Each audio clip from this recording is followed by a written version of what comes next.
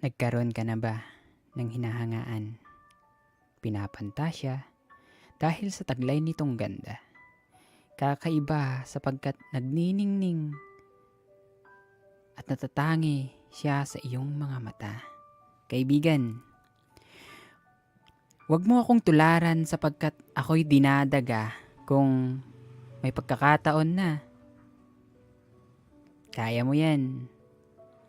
Ang tulang ito ay para sa mga taong nagmamahal ngunit takot umamin sa nagugustuhan. Hindi masabi ang nararamdaman kaya tahimik na lang sa isang tabi. Habang pinagmamasdan mula sa malayo ang iyong sinisinta.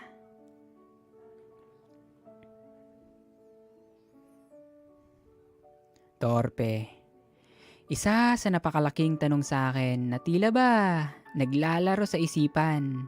Masagot kaya niya ang tanong ko o itatago na lang ito? Natatakot, naduduwag sa sasabihin, alam ko. Pag sinabi ko sa'yo to, mabubulol lang ako, ewan. Kung akin na lang ito at ikukulong ang nararamdaman para sa'yo. Torpe ako eh. Bilanggo ang pag-ibig pusong nakatago sa apat na sulok ng pader o silid na tila ba wala nang labasan para lang masilayan ang haring araw. Nakakulong at naghihintay ng bagong umaga. Hindi ko nga alam kung bakit ako nahulog at nabilog sa mga tinig mo na hinahanap ko kapag wala ka. Nahiya na nga ako sa nakalipas. Ano nga ba naman ang laban ko sa mga manliligaw mo? Sila talentado musikero, yung iba lagi mong kausap at may oras para sa iyo. Ako, isang estrangherong naligaw gamit ang panulat at kwaderno na tumatawag ng pansin para lang mabalin ang tingin sa akin. Natakot na kasi ako sa nakalipas. Di ko man lang masabi ang gustong iparating sa nakaraan kong kaibigan na bumuo sa akin. Tinuruan akong masaktan at mahalugmok sa kalungkutan. Pero ngayon, ang lahat ng iyon limot ko na. Kupas na. Natapos na dahil puno ito ng pasakit at pait ng kahapon, lipas na yan.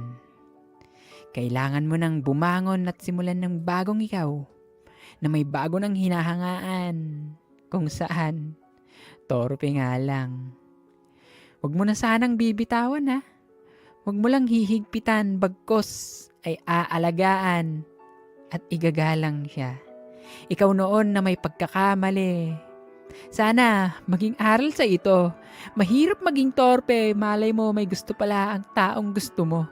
Naghihintay lang ng tamang ng tanong mo at lakas ng loob mo para ikay magtapat sa takdang panahon. Subok lang ng subok. Wala namang mawawala kung siya na, 'di ba? Larga na kung larga kung siya talaga. Bago ka maunahan ng iba, baguhin ng mali noon. Pero huwag masyado kaibigan. Maging totoo ka lang at maging taas ka kahit kanino. Dahil mas masaya kung nagpapakatotoo ka at binibigay mo ang nararamdaman mo sa taong nagugustuhan mo.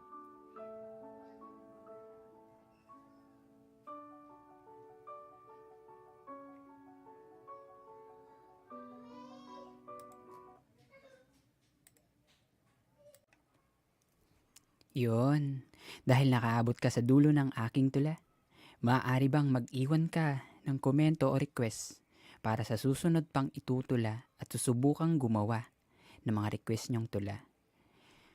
Huwag mo na ding kalimutang i-like at i-subscribe para dumami pa ang ating mga tagapakinig sa aking spoken word poetry o tula at untold world o mga hindi masabing mga salita. Muli, ako si Flex. Maraming salamat. God bless sa'yo.